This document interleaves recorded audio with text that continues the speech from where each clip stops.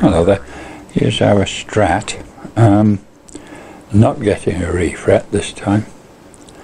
I'll get away with it, I think. Yeah.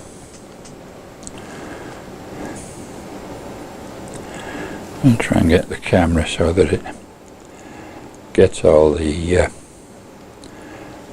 can see this one it's a bit low there, so we have to smooth everybody to get that.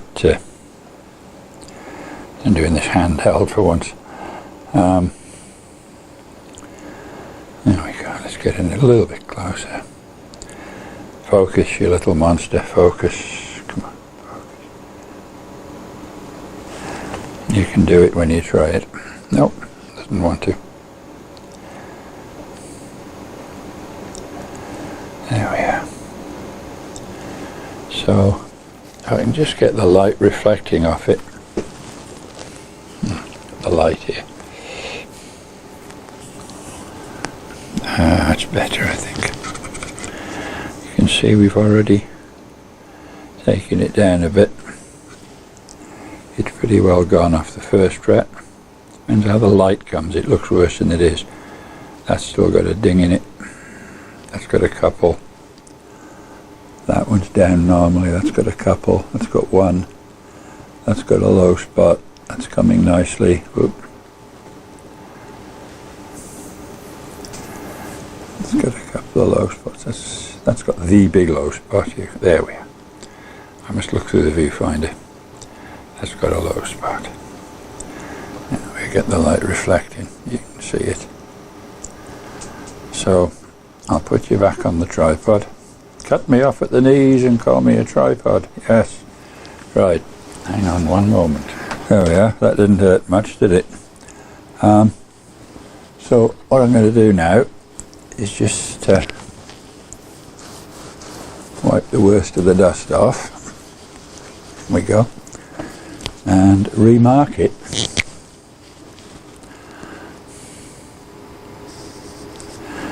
Now, I live dangerously. I use black permanent marker, which is why I always tape off the fingerboard. I never ever scratched a fingerboard doing this, but I did once get, luckily it was on one of my own black permanent marker on a Fender maple fingerboard, and it's a bugger to get off, it really is. I actually had to sand it off in the end. There we go. Now we'll give that just a moment to dry because I don't want it all in my sandpaper, and I use this sanding beam. I've got 400 this side and 600 this side. I actually haven't changed them for a month of Sundays. They've hung on quite well. What else am I going to say? Yeah, nuts out. I'm waiting for a tusk nut. That should be here tomorrow. Today is the 1st of September. Would you believe it? Where is the year gone? Even though we've all been sitting at home scratching our asses. Well, some of us have.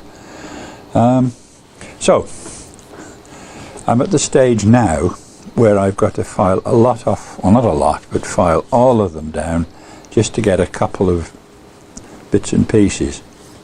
So, I prefer to use the beam. A lot of people use the short files. Very nice. I prefer to use a beam. Neck's reasonably well supported. And we just do this. We don't do it hard. We don't do it aggressively.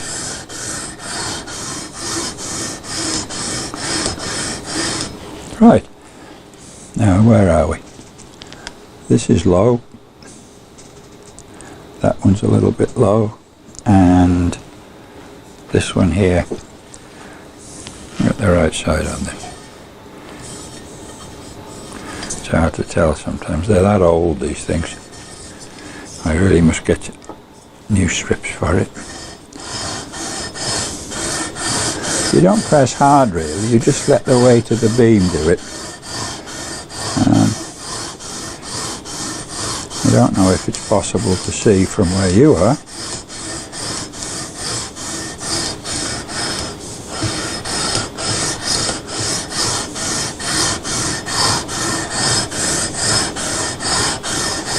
Try and keep it straightish,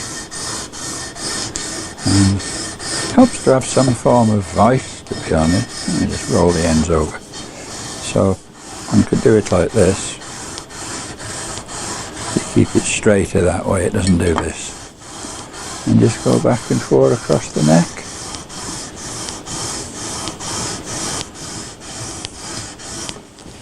And stop every so often and have a look. You see, that's low, but that one's also a little bit low.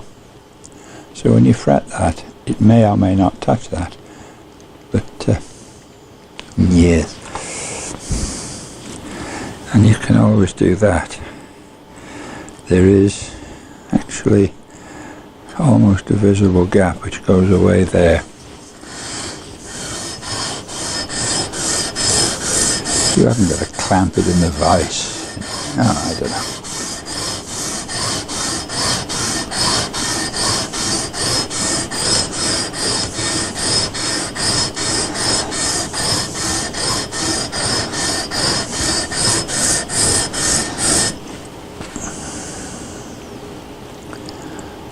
It's coming along. Yeah, it's a bit low there, if you can see that. Yeah, no, you can't. This is still low, but it's moving along. There's a couple of divots out of that. Golfing expressions, you notice. That one's actually wearing down quite a lot.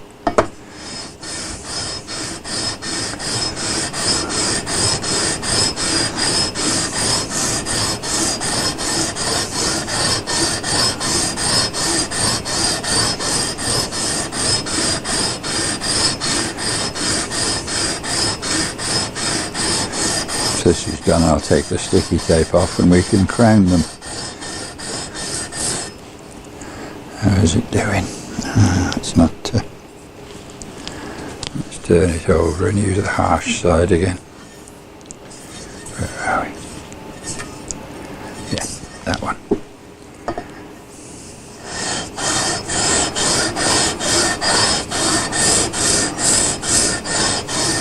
The worst thing that happens is to refret it. I mean, it was a toss-up anyway. No, that's not coming out yet.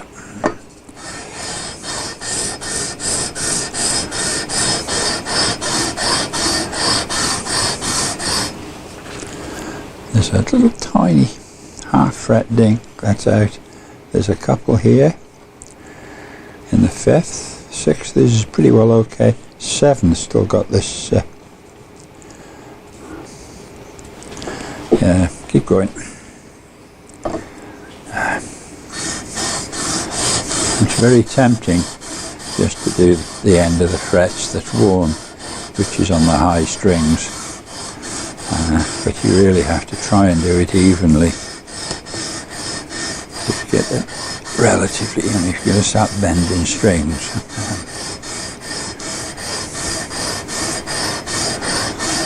There we go. Now what we're doing is we're taking it off all those and all those just to bring that back into line.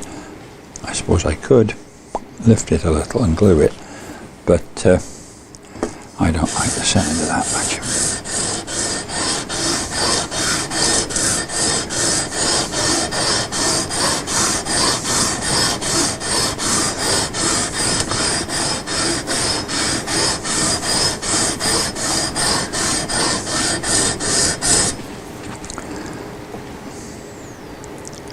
I think that's been hit. That should come up and have come up by now. There's a little divot there, you can hardly feel it, you can see it. Just a little bit more.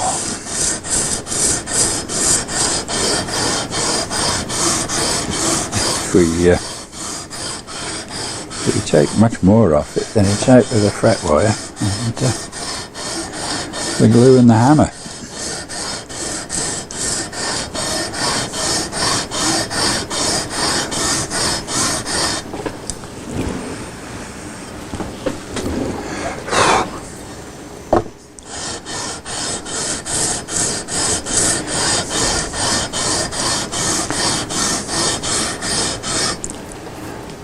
That one's pretty much gone.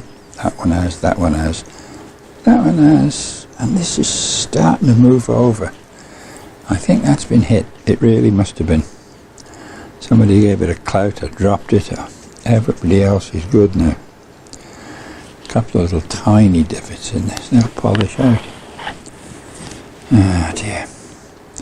What to do, what to do.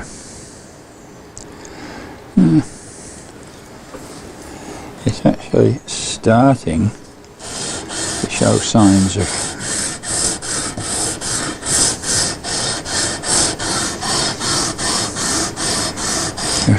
coming out. Yes, it is. It's starting to wear on the one end. So it's definitely been hit. It's like a little divot in it.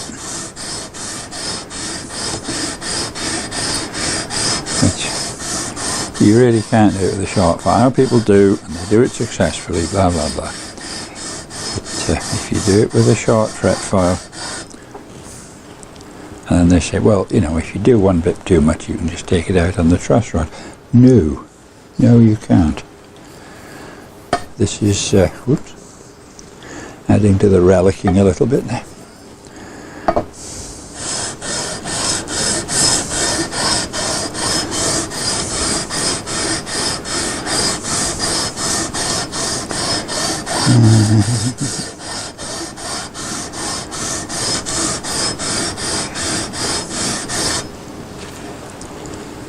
It's starting to give up the ghost now.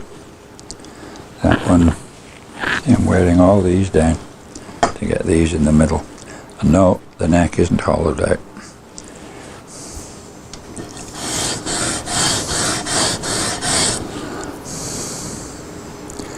Yep, definitely starting to give up the ghost.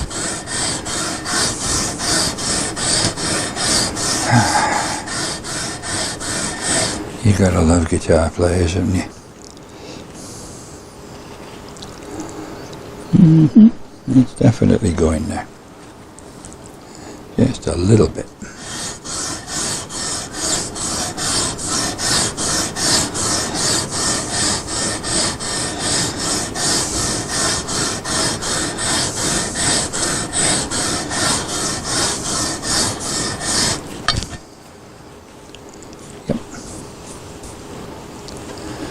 Yep, definitely.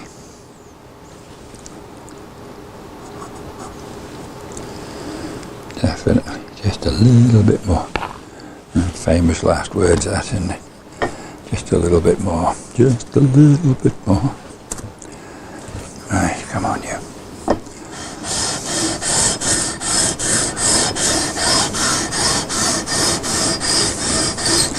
I must admit, when I do this, I usually play my Goon Show tapes. If any of you don't know what the Goon Show is, you haven't lived. Yes, it's starting to squeak, which means it's definitely time to change the abrasive on this. This is my last piece of this.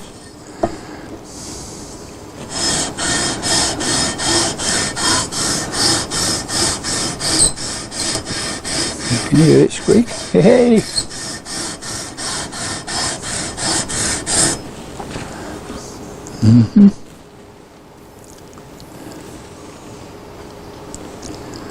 There's only the thickness of the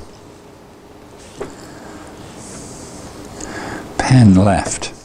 The ink in the marker. That's it. It's now wearing either side.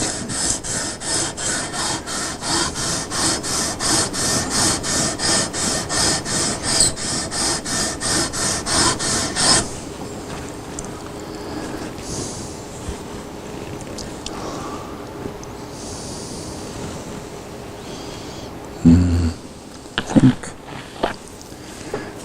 we're running out a fret here and here. There's still enough.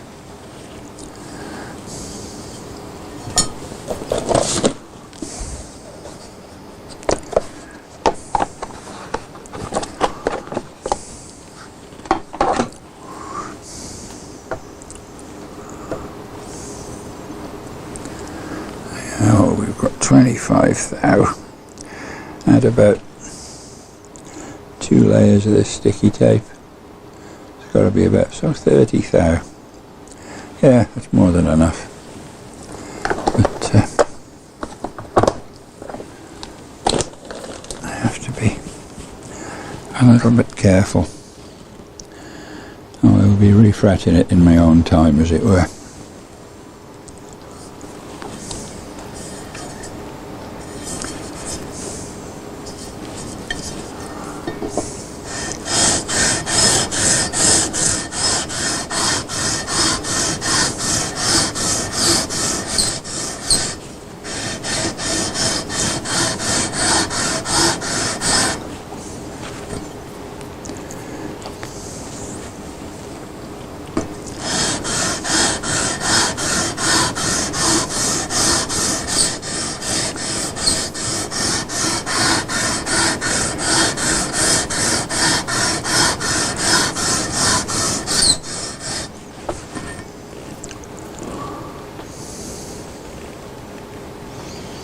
I think that's going to be it.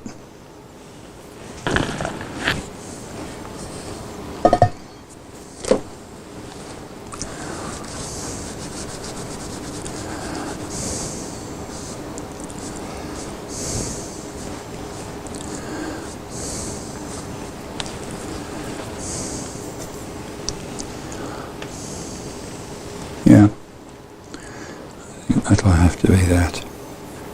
I'm not really happy with this fret, but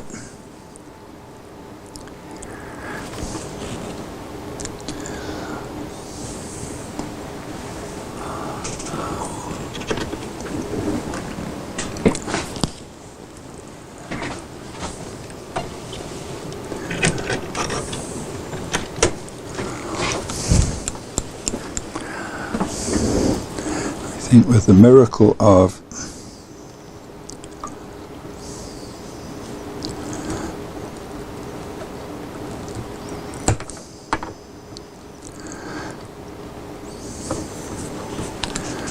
fret lifting pliers and super glue,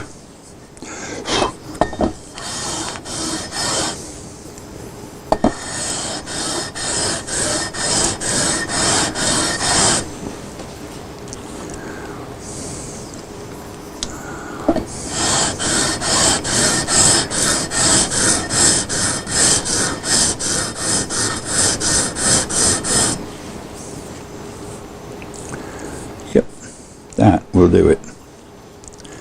That will do it. I'll put a little touch of super glue on that after I get the tape off. I have finished hacking at it with that. I'll get the tape off and we'll start the recrown. Back in a minute. Well, hello again. The Strat I did an intro on the other day.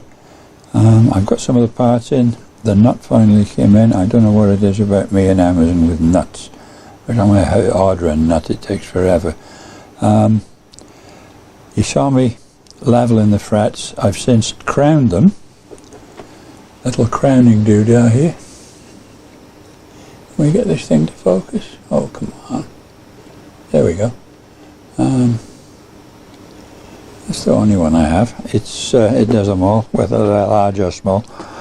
It was a close call with this because the frets were worn down. By the time I'd got all the wrinkles out of them, they were quite low. And what happens with this is, obviously, it's got a, where are we? There we are. A curve in it, a groove, if you like, which has got allegedly diamonds. I don't see anything in there. And of course, when you're doing this, when it gets to the top of the fret, if the frets are very badly worn, then the two outside edges, oh, there we are, the two outside edges catch on the on the actual wood of the neck, on the fingerboard, and therefore you don't get the proper profile. So I've done it a bit with that, and I've got this 3-cornered foil with the dead edges. That's all. See that? Yeah, there we go. That's always useful.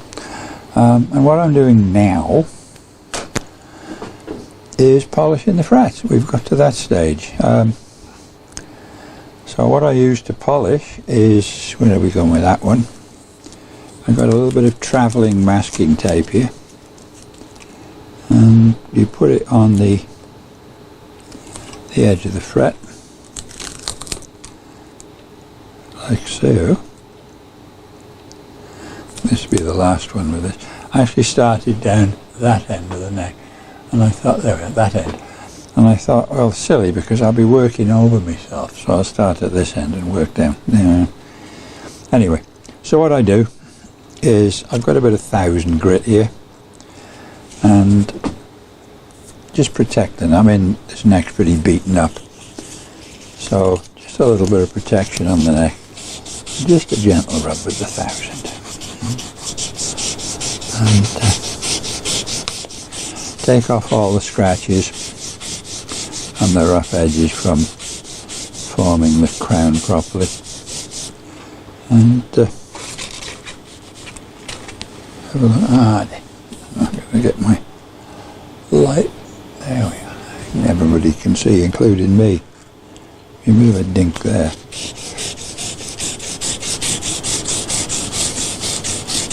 Just love this. What a wonderful way to spend an evening. I've been threatened with some soup. So, okay.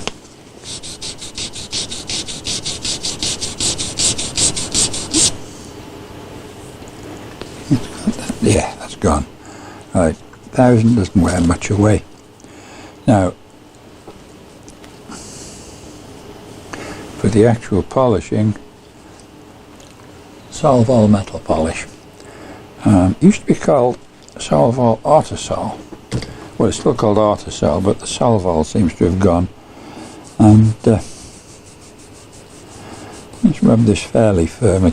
I've got a Dremel with a polishing kit, but I'd much rather do it this way. It's more satisfying. I don't know why.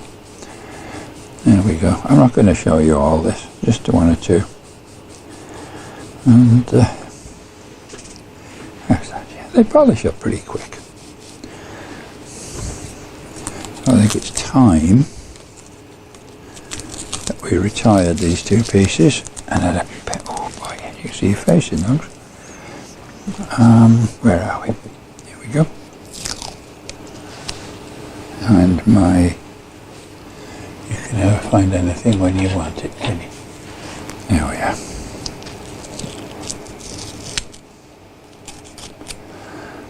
Very scalpelicious then. Right, I dare say you thought scratchy and rumbly. Sounds like cartoon characters, that, doesn't it? And now, ladies and gentlemen, scratchy and rumbly. Yes. There might be a new band in the Shropshire area in the near future called Satan's Testicles. I always wanted to play in a band called Satan's Testicles, and I may have my dream come true. So, there we go. And, you really don't want this to stick down really hard. And whatever you do, don't leave it there. Because you know what masking tape's like. After a while it doesn't want to come off.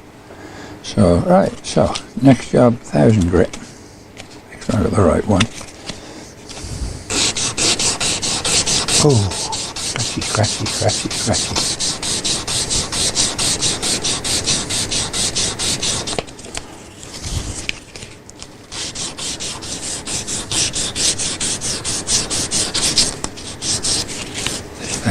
Yes, it is. Okay.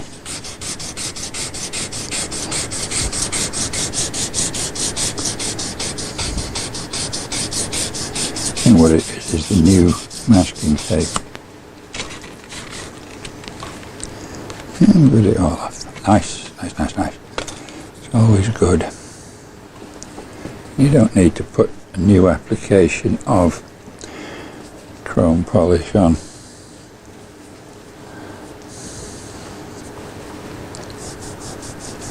There's enough sitting here in the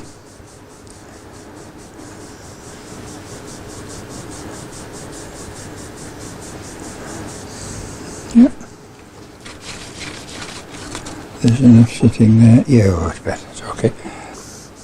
Enough polish in the cloth to do it.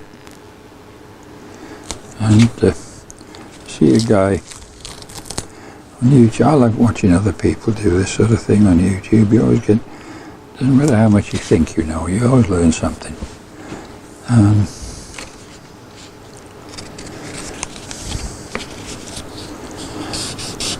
If you want to watch a proper luthier working, go onto YouTube and look up Rosa Stringworks.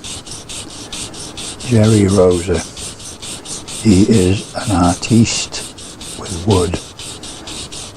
He makes mandolins from scratch and carved tops and everything. Good bloke.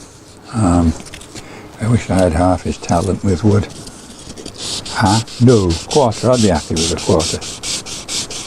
Jerry Rosa, Rosa Stringworks. He plays as well. It's amazing how many people do this, don't actually play. I mean, Leo Fender didn't play, not a blooming note apparently. But I don't think that's really got anything to do with anything, has it? There we go. A bit more of that. And let's see how we're doing. I think I've got all the scratches out of it. This doesn't take scratches out, this just puts a shine on it.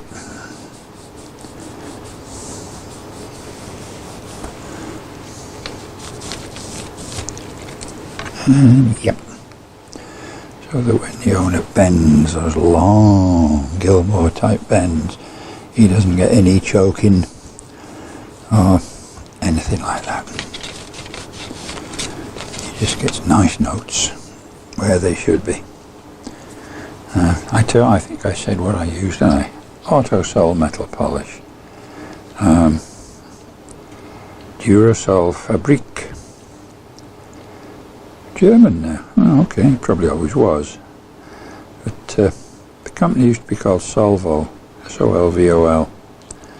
So I'm just playing with this thing. I don't suppose anybody can see it except me. There you go. That's what I use. You can use whatever you want, but that's what I use.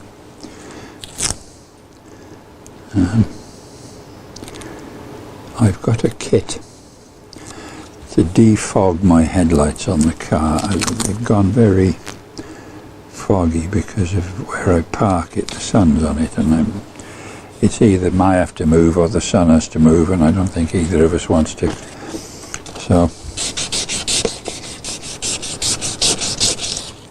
come on, stay down. So, 93 million miles away, or 190, I don't know, it's a long way off anyway. And it doesn't do what I tell it. We have, how many of you guys all getting on with this coronavirus thing, the zombie apocalypse as somebody called it? It's a rum-do, isn't it? Put it there. Have a fresh bit on it.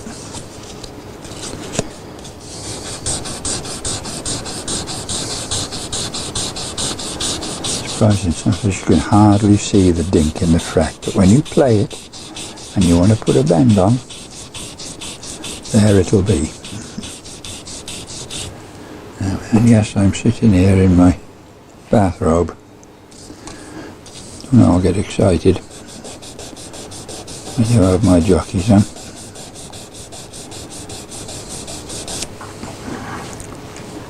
That's it. Get that off, and yes. No laughing at my bald spot either when I lean forward. That's a no-no. You don't need much. I mean, I dare say this tube will last longer than I'm going to live.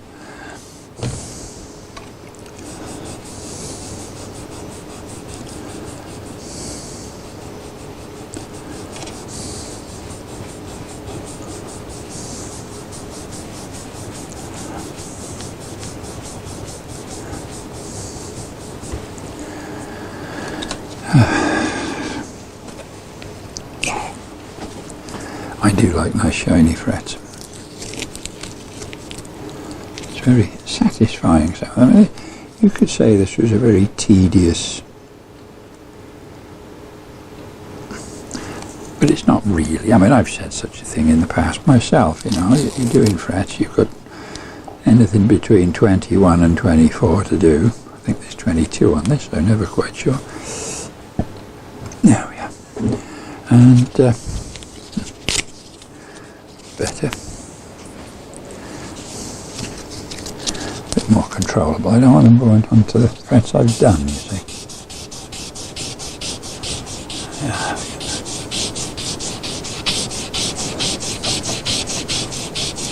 Come in, come in.